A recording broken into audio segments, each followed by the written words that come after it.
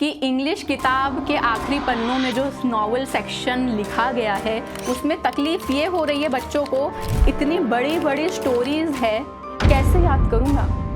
पढ़ने भी बैठ रहा हूँ तो याद हो नहीं रहा है, क्योंकि इतना ब्लैक एंड वाइट, इतना बोरिंग तरीके से लिखा गया है, इतना एक ही चीज़ को बार बार थीम में, सिनॉप्सिस में, समरी में एक ही चीज़ को रिपीट किया गया। मैं इसको कैसे पढूं, मेरे को समझ में नहीं आ रहा। मैम हेल्प करो। And here I am. Hello everyone there, I hope you all are enjoying your life fully. So आज की इस वीडियो में बहुत इंपॉर्टेंट प्रॉब्लम पे मैं आपके चर्चा करने वाली हूँ, वो है आपके इंग्लिश की नॉवल सेक्शन, राइट। सबसे पहले ना पूरा वीडियो प्लीज देखना, छोटी सी वीडियो बना रही हूँ। अपने को टोटल सिर्फ 4 नॉवल पढ़ने की है, बराबर, 1 2 3 4। तो नॉवल नंबर 1 से ऑब्जेक्टिव बेस्ड क्वेश्चन आएंगे, मैचअप, ट्रू फॉल्स वगैरह वगैरह। नॉवल नंबर 2 3 4 से थियोरी बेस्ड क्वेश्चन आएंगे, मतलब एक क्वेश्चन लिखा होगा एक लाइन का, उसके अपने को 2 मार्क्स के लिए आंसर लिखना है। तो दोनों को पढ़ने की अपनी स्ट्रैटेजी एक होनी चाहिए। अपन क्या करेंगे ना, नॉवल नंबर 1 के लिए कुछ प्री डिसाइडेड क्वेश्चंस घर से ही सॉल्व करके जाएंगे। कहाँ से सॉल्व करेंगे, कहाँ से करेंगे?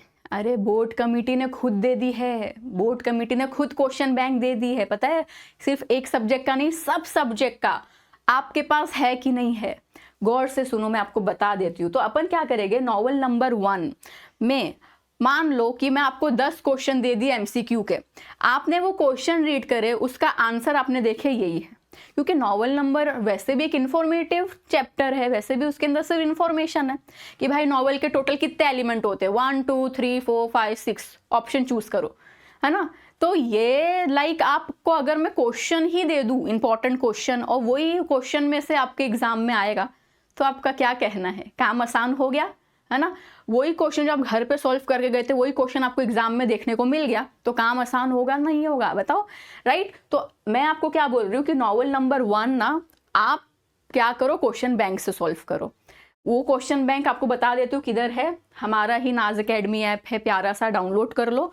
वहां पे आपको ना क्या दिखेगा, एक कंटेंट सेक्शन दिखेगा, उसमें फ्री मटेरियल पे आपको क्लिक करना है, डॉक्यूमेंट पे क्लिक करना। देखो मैं आपको बता देती हूँ, महाराष्ट्र स्टेट बोर्ड में class 12th standard of course and question bank, right. यहाँ पे मैंने सारे सब्जेक्ट्स के डाल दी, वो सारे बच्चे के लिए भी जो दूसरे सब्जेक्ट के of course question bank collect करना चाहते हैं। तो यहाँ पे आप इंग्लिश पे क्लिक करोगे ना, तो यहाँ पे आप क्या देख रहे हो कि बोर्ड कमेटी ने एक प्री डिसाइडेड क्वेश्चन ऑलरेडी दे दी है, इनफैक्ट हर साल देती है, जिसमें आपको बता देती है कि देखो पैसेज से हम ऐसे ऐसे टाइप के क्वेश्चंस आपसे पूछने वाले हैं, तो प्रिपेयर रहो। इसके अंदर ग्रामर के क्वेश्चंस है, इसके अंदर पोयम के है, राइट। बट हाई प्रोबेबिलिटी अपनी आती है, सीधा का सीधा अपन नीचे जाते हैं लास्ट सेक्शन नॉवल पे, ठीक है। राइटिंग स्किल भी आपको इसमें देखने को मिलेगा। बट ऐसा नहीं है कि भाई, ऐसा मत सोचना कि राइटिंग स्किल के इसके अंदर जो क्वेश्चन है वही रट के चले जाता हूँ, वही एग्जाम में आएगा, नहीं, ऐसा नहीं होने वाला है। ये बस एक सैंपल क्वेश्चंस होते हैं, और प्रोबेबिलिटी मिलते सिमिलर क्वेश्चन आते हैं, मतलब नाम बदल देते हैं, फॉर्मेट वही होता है ना।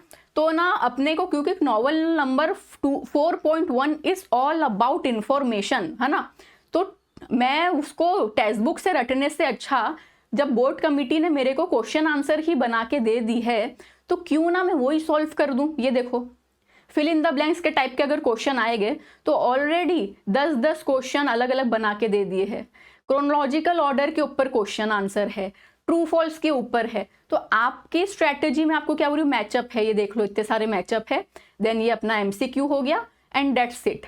देन यहाँ पे नॉवल नंबर 2 स्टार्ट हो गई, राइट।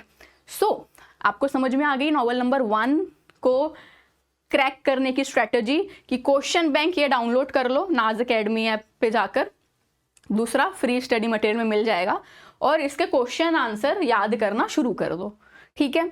हाँ, मेरा 1 शॉट भी देख लेना, उसमें मैंने अच्छे से एक्सप्लेन भी कर दी, तो आप 1 घंटा बस 1 शॉट वीडियो देख लोगे, ये क्वेश्चन आंसर सॉल्व कर दोगे, आपकी नॉवल नंबर 1 खत्म, राइट। अब आते हैं हम नॉवल नंबर 2 3 एंड 4, क्योंकि ये एक थियोरी बेस्ड क्वेश्चन है ना। अपने को यहाँ पे कोई चीज रटनी नहीं है, गौर से सुन लो। नॉवल नंबर 2 3 4 में आप कुछ रटोगे नहीं, आप क्या करोगे, जैसे आप कोई मूवी, कोई भी कहानी एक बार समझ जाते हो, है ना, कि ये कहानी के अंदर है क्या, कौन से कैरेक्टर ने क्या रोल प्ले किया है, कौन से कैरेक्टर का क्या नाम है, क्या मैसेज ये हमको नॉवल देती है, ये बेसिक चीज़ें आप अपनी मदर टंग में एक बार समझ लो ना, बस आपका काम हो गया। मैं बाकी का काम आपका करके दे रही हूँ, आपके लिए एक नोट्स बनाई हूँ, ठीक है, जो कि है ये, just a minute, here it is.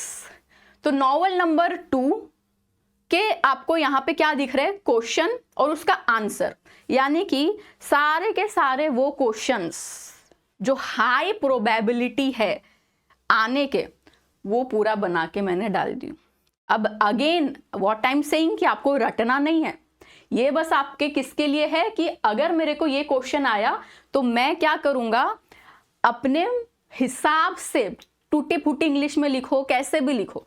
For example आपको आता है कि नॉवल नंबर 2 से क्वेश्चन आया E.R. ब्रैथवेट के कैरेक्टर स्केच लिखो, तो आपने नॉवल पढ़े हो सच में तो आपको भाई 3 से 4 बात तो पता ही होगी E.R. ब्रैथवेट के बारे में। सबसे बड़ी चीज क्या है इधर पे कि ये क्वेश्चन सिर्फ 2 मार्क्स के लिए आएगा, तो आपको ज्यादा बड़ा बड़ा तो लिखना है नहीं, उस क्वेश्चन से रिलेटेड आपको 3 से 4 छोटी छोटी बात भी कुछ पता है, लिख दो, ठीक है। और आपका पढ़ाई और आसान करने के लिए ये नोट्स एक बार रिफर आप कर देना, तो यहाँ पे आपको आइडिया मिलेगा कि हाँ, मैंने सारे के सारे इतनी बड़ी नॉवल में से हर एरिया को कैच किया कि नहीं। क्योंकि बच्चों को क्या लगता है, मैंने नॉवल समझ लिया मतलब कि उसकी समरी मेरे को आ गई, तो आपको लाइक क्वेश्चन जो है इतनी बड़ी नॉवल में से 2 मार्क्स के लिए छोटे सीन में से पूछेगा कि बताओ ये जो इस नॉवल के एंड में जो कॉन्फ्लिक्ट हुआ था, झगड़ा हुआ था 2 कैरेक्टर के बीच में, सिर्फ और सिर्फ उसी के बारे में बताओ, स्पेसिफिक क्वेश्चन आएगा। तो वहां पे आप पूरी नॉवल स्टार्टिंग से समझाओगे तो कोई सेंस नहीं है, वो भी 2 मार्क्स के लिए, इतना टाइम तो होगा भी नहीं वैसे भी 2 मार्क्स के लिए, ओवर राइटिंग थोड़ी करोगे। तो दैट इज वाई यहाँ पे बस एक रेफरेंस के लिए क्या है 4.2, देखो ये 4.2 में ऐसे क्वेश्चन आंसर आएंगे। तो मान लो आपको आया रैनहम के ऊपर कैरेक्टर स्केच लिखो, मिस जोसेफ के ऊपर लिखो, ठीक है, E.R. ब्रैथवेट, ये तो 2 बार लगातार बैक टू बैक आपके PYQ में क्वेश्चन आया है कि E.R. ब्रैथवेट के ऊपर कैरेक्टर स्केच लिखो। तो यहाँ से आपका आइडिया मिलेगा। ये नोट्स रीड करना है, जस्ट आपके हेल्प के लिए बनाई गई है। और यही नोट्स में आपको बाकी के नॉवल के भी मिल जाएंगे, जैसे 4.3 के भी क्वेश्चन आंसर मिल जाएंगे सारे के सारे, एंड नॉवल नंबर 4.4 के भी मिल जाएंगे, ठीक है, क्वेश्चन विथ आंसर, राइट। सो ये था मेरी तरफ से आपके लिए नॉवल में हेल्प। अब एक और प्यारी सी चीज आपके लिए कि आपको ना बहुत सारे बच्चे ऐसे हैं जो इस वक्त ये जो वीडियो देख रहे हैं ना, ये वीडियो देख रहे हैं, उनके पास जरा भी टाइम नहीं है कि वो इतनी बड़ी बड़ी नॉवल पढ़े। तो आपके लिए एक छोटी सी चीज मैंने की हूँ, वो बताती हूँ। उससे पहले ना आप क्या करना मालूम, एक चीज आपको बता देती हूँ। नॉवल नंबर 2, 3, 4 से ना एक कांस्टेंट बोलते हैं ना, एक ऐसे टाइप के क्वेश्चन आपको डायरेक्टली पूछे जा सकते हैं कि नॉवल नंबर 2 का थीम बताओ, नॉवल नंबर 3 का बताओ, नॉवल नंबर 4। तो आप क्या करना, हर नॉवल का थीम याद कर लेना, हर नॉवल का प्लॉट याद कर लेना, हर नॉवल की सेटिंग, सब कैरेक्टर के बारे में, और हर नॉवल क्या मैसेज देती है। मतलब हर नॉवल या 3 ही नॉवल है। नॉवल नंबर 2 क्या मैसेज देती है कि इनइक्वालिटी नहीं होनी चाहिए कोई भी बेस पे, है ना। नॉवल नंबर 3 तो थ्रिलर, एडवेंचरस, सस्पेंस और डिसिप्लिन, टाइम के बारे में बताती है। और नॉवल नंबर 4 तो मर्डर, मिस्ट्री, ये सब है ना। तो आपको मतलब ये कुछ कांस्टेंट बेसिक क्वेश्चन है जो डायरेक्टली आपको पूछता है कि भाई write the plot of novel number 2 of this specific scene. तो वो भी आपको जो मैंने PDF दिखाई थी उसके अंदर क्वेश्चन मिल जाएगा। क्योंकि आप फंसोगे किधर पता है, क्योंकि इतने साल से मैं पढ़ा रही हूँ, बच्चे पूरी नॉवल पढ़ के जाते हैं, ठीक है, उनको पूरी स्टोरी पता है, पूरा स्टार्ट से लेके एंड तक सब पता है, लेकिन क्वेश्चन एकदम स्पेसिफिक आया है, क्वेश्चन तो एकदम स्पेसिफिक आया है, तो वो समझ नहीं पाते कि मैं एग्जैक्टली लिखूं क्या, है ना, वहां पे फंसते। तो यही चीज आपको याद रखनी है, 2 मार्क्स के लिए जो पूछा है सिर्फ वही लिखना। राम कहानी लिखोगे तो गए, फिर आपका मार्क्स भी तो कितना भी लिखो मिलेगा तो 2 ही, और इतना बड़ा लिखोगे तो टाइम बर्बाद होगा। तो ये सब इसलिए मैं बोल रही हूँ कि कुछ कांस्टेंट टॉपिक पे क्वेश्चन आता है, तो उसका भी आपको नोट्स के अंदर मिल जाएगा। मदर टंग में स्टोरी समझ लो, टूटी फूटी इंग्लिश में लिख देना, मदर टंग में देखो यार, मेरे भी, आप सिर्फ यूट्यूब पे जाओ, टाइप करो नॉवल नंबर 1 बाय शफक नाज, नॉवल नंबर 2 बाय शफक नाज, सारी नॉवल पढ़ा के डाल रखी हूँ। बस एक बार समझने का काम है, फिर तो मज़ा ही मज़ा है। और मैं वन शॉट में पढ़ाती हूँ तो एक ही वीडियो में आपको मिल जाए। अब मैं वो बच्चों की बात कर रही थी कि एकदम कोई बच्चा है एकदम वर्स्ट केस में, मतलब वो पढ़ना चाहता है बट अभी उसका कल के कल एग्जाम है, तो वो इतनी बड़ी बड़ी नॉवल बिल्कुल नहीं पढ़ सकता। उसके लिए क्या करे, 2-2 मार्क्स के लिए वो इतने बड़े बड़े नॉवल नहीं पढ़ सकता बैठ के, इतना टाइम नहीं है, क्या करे भाई। तो आपके लिए मैंने क्या करी हूँ, आपको गरम गरम अंडे ना मिले एग्जाम में तो कम से कम हम क्या करेंगे ना, हम एक कांस्टेंट आंसर बना दिए है हर नॉवल का। मतलब ये सिर्फ उन बच्चों के लिए है, गौर से सुनो, ये सिर्फ उन बच्चों के लिए है जिनका कल एग्ज़ाम है या 2 दिन में एग्ज़ाम है और उनके पास बिल्कुल भी समय नहीं है कि यार मैं वो इतनी बड़ी नॉवल पढ़ेगा, क्योंकि वो नॉवल पढ़ने के चक्कर में दूसरी चीज़ भूल जाएंगे। तो आप क्या करना, आपके एग्ज़ाम में कोई भी क्वेश्चन आया novel number 2, novel number 3, novel number 4 का, तो आप ये आंसर एटलीस्ट लिख देना। तो आपको फुल मार्क्स तो नहीं मिलेंगे और ना ही ऑफकोर्स 0 मिलेगा, आपको मिडल के कोई मार्क्स एटलीस्ट मिलेंगे, सिर्फ एक चीज याद करने पे। तो नॉवल नंबर 2 से कोई भी क्वेश्चन आया, ये आंसर रट लो।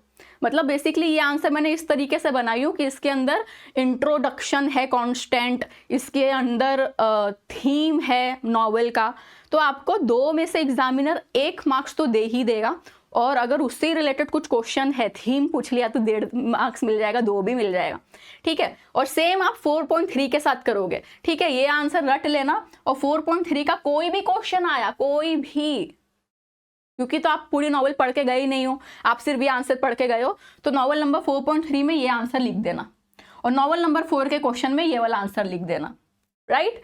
सिर्फ और सिर्फ किन बच्चों की बात कर रही हूँ, वर्स्ट केस, टाइम नहीं है पढ़ने का बट स्टिल कुछ तो करना है, इतनी बड़ी नॉवल पढ़ने का बिल्कुल टाइम नहीं है, तो आपके लिए ये वाला है, ठीक है। तो इसका भी मैंने आपको नाज अकेडमी ऐप के अंदर PDF मिल जाएगा, चाहिए तो आप इसका स्क्रीनशॉट भी लेके रख लो। जस्ट ए मिनट, चाहिए तो आप इसका स्क्रीनशॉट ले लो, मैं साइड हो जाती हूँ, ठीक है। ये हो गया।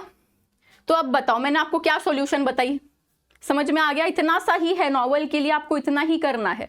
नॉवल नंबर 1 के लिए आप क्या करोगे, क्वेश्चन बैंक जो हमारा है, राइट, कहाँ गया हमारा क्वेश्चन बैंक, यहाँ है, ठीक है। नॉवल नंबर 1 के लिए आप ये क्वेश्चन बैंक के अंदर जितने भी क्वेश्चन आंसर है इसको सॉल्व करके जाओ, इसको याद करके जाओ, ठीक है। क्योंकि आप टेक्स्ट बुक से याद करो या क्वेश्चन आंसर के थ्रू याद करो, एक ही बात निकल के आ रही है। नॉवल नंबर 1 कोई स्टोरी नहीं है, इंफॉर्मेशन है ना। तो स्मार्ट स्टडी यही होगा कि डायरेक्ट क्वेश्चन आंसर याद कर लो इस नोट से, क्वेश्चन बैंक से, नाज अकेडमी ऐप में मिल जाएगा, डाउनलोड कर लो, लिंक डिस्क्रिप्शन में है। इससे एक और फायदा ये होगा कि देखा देखा क्वेश्चन ना बहुत इजी होता है ग्रैप्स करने के लिए। The first Indian novel Rajmohan wife was written by dash और ऑप्शन, और सेम क्वेश्चन आपके एग्जाम में आ गया तो माइंड बहुत इजीली पकड़ लेगा कि हाँ इसका आंसर ये है। बट यही चीज जब आप टेक्स्ट बुक से पढ़ोगे, सेम है ना, इन्फॉर्मेशन है, तो आप कंफ्यूज हो जाओगे कि अरे यार रुको, टेक्स्ट बुक में कुछ तो पढ़ा था ऐसा, मेरे को याद नहीं आ रहा है, कंफ्यूज हो गए, राइट।